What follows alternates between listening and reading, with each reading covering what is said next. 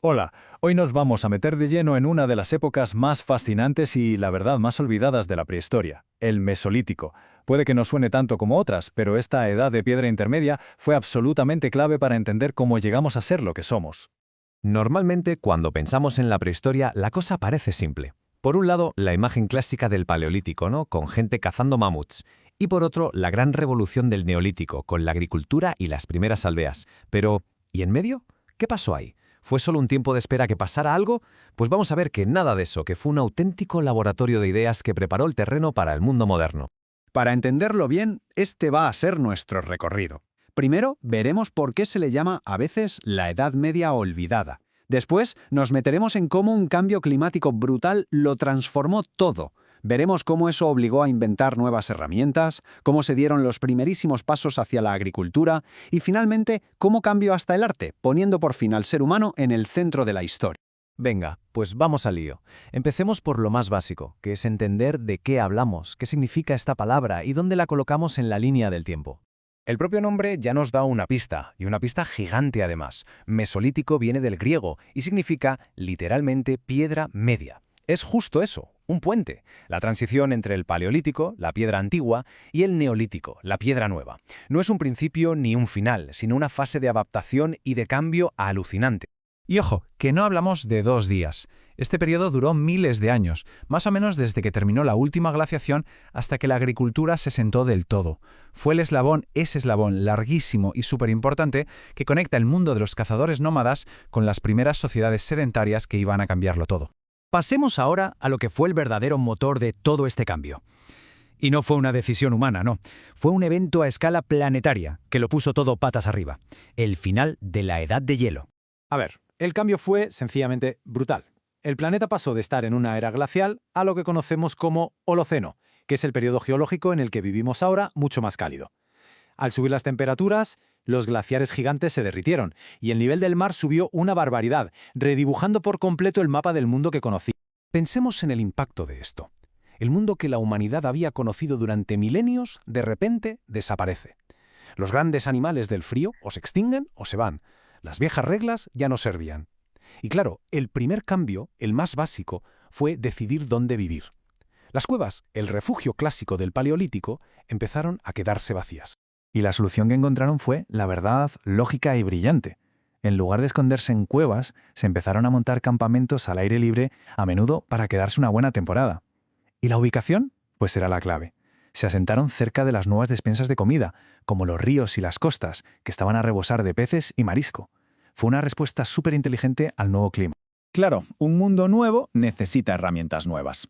El cambio climático no solo cambió el paisaje, sino también lo que se comía. Para sobrevivir y sobre todo para prosperar, había que innovar.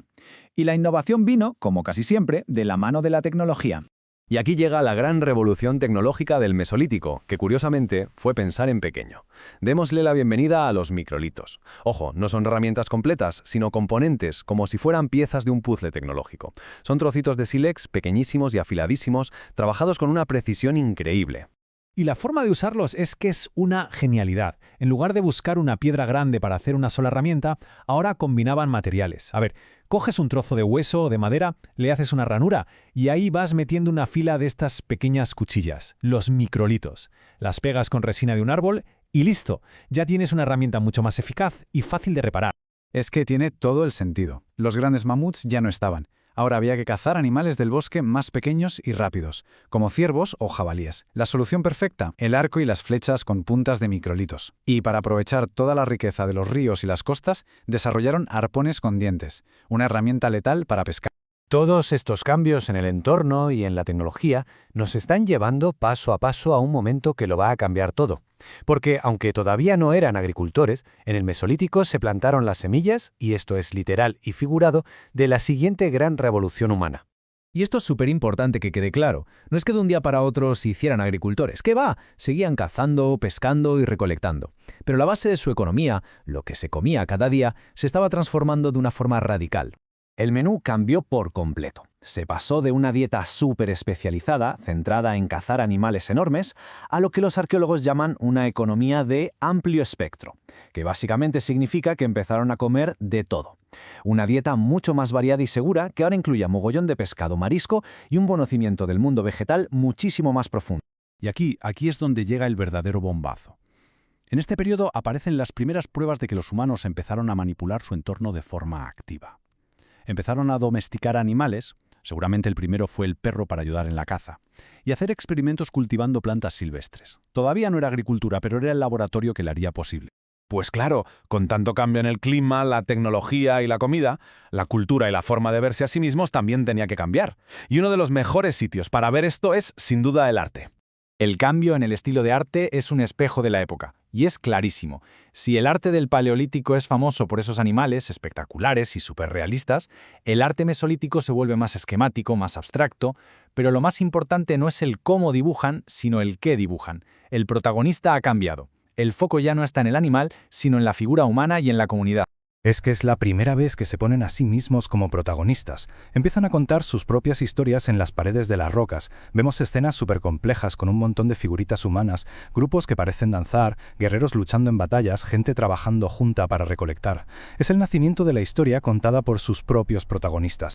Así que, si lo pensamos bien, el Mesolítico fue mucho más que un simple puente. ¿Qué va? Fue un auténtico laboratorio de experimentación, un crisol de innovación, que de hecho puso los cimientos indispensables sobre los que se construiría la revolución neolítica y, al final, nuestro propio mundo. Y todo esto nos lleva a una última pregunta.